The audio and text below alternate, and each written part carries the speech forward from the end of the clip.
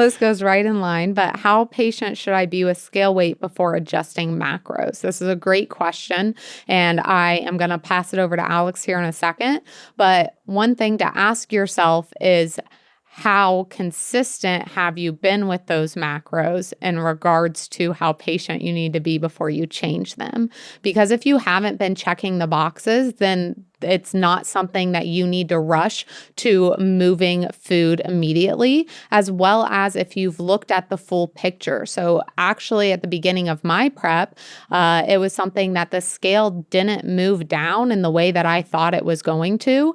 And it was mentally difficult for me because I was like, I'm in prep, food is lower, the scale should be going down. But I was able, and we were able to look at pictures, we were able to see my physique getting leaner, and I knew I was nailing down, getting good quality sleep. I was managing stress. I had good food choices. I was training appropriately. I knew all the other variables were nailed down. So it was a lot easier for me to have patience with the scale because I saw it in other aspects. And again, I knew I was doing what I needed to do. So I have a hard time answering this question of just being like this many weeks because there's so many variables that go into it. So really being able to take a look and say, all right, if I feel like I'm plateauing, which that's a strong word to use, can I look at how is my sleep? How is my digestion? Am I on my menstrual cycle? How accurate am I with macros? How consistent am I with macros? How is my food sourcing going? How is my training? Am I training too much, too little? What does cardio look like? All of these go into that to determine if someone could answer that. So if you get irritated that a coach or you ask this question on an IG question box and someone says it depends, it's because of all of these factors of I could give you a blatant answer of, hey, if you are nailing down everything, pictures aren't changing, measurements aren't changing, nothing is changing, then here's the amount of weeks you should go. But oftentimes that's not the full picture. And we answer, it depends, to give you that full picture so you can see that context instead of just taking something cut and dry, because it's not always cut and dry in this world. I'm not exactly sure what you expected me to add to that, but well, I talked a little bit more than I originally planned. Just it's flowing. To give you guys a more, I guess, tangible takeaway to it as well is that one thing that we really push for our clients when they depart from working with us is that I encourage them to utilize the check-in document that we provide when they're checking with us. I encourage them to still take physique photos because this is going to be, it's important to stay accountable to themselves throughout the process, especially if they're going to be going into dieting phases and those different factors as time goes on. Because I think that one of the things that many people run into from just a lifestyle standpoint when they put themselves into a dieting phase is that they're not really tracking. They're not tracking all the variables that are there. They're kind of like, I'm dieting, but like this happened and I've got this happening and I'm kind of doing it, but I'm not doing it. I'm also not taking pictures and I'm kind of weighing in like 3 days a week. Whereas when you're doing it yourself, your ability to look at photos and be able to, what's the word I'm looking for? Be objective. Is very low. And so the more data that you can collect is going to be a very important piece. So utilizing the check-in document, utilizing your weight tracker, your measurements, those different things, I would say if you're having 90+% adherence within your biofeedback, within your sleep, your stress, your steps, getting all of your training sessions in, and really putting in effort into your training, not just half-assing sessions and being like, yeah, I'm working out.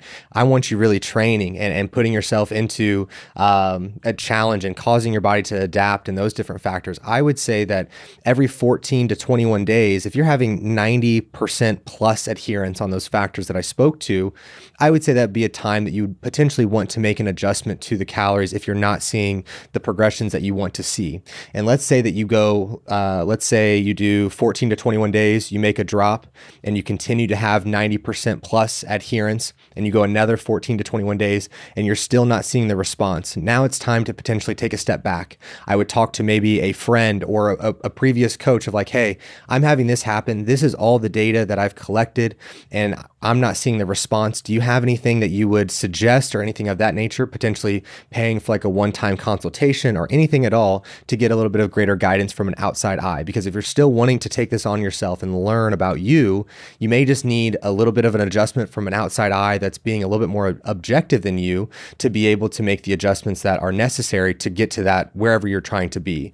And so I think that would be kind of the most tangible way to answer that question. Yeah. I love that you brought all of that up. First, I will say that if you are interested in a one-time consultation or mentorship in general, those are things that we do offer through PD. So we will have information in the description box or in the show notes if you're watching or listening to this, just in case you are interested. But I love that you brought up telling clients to still use the check-in sheet, because I always tell clients that. I'm like, when you depart, you have to realize that you have tracked so many metrics and so much data and had all of that information to share with me and for me to make decisions off of that.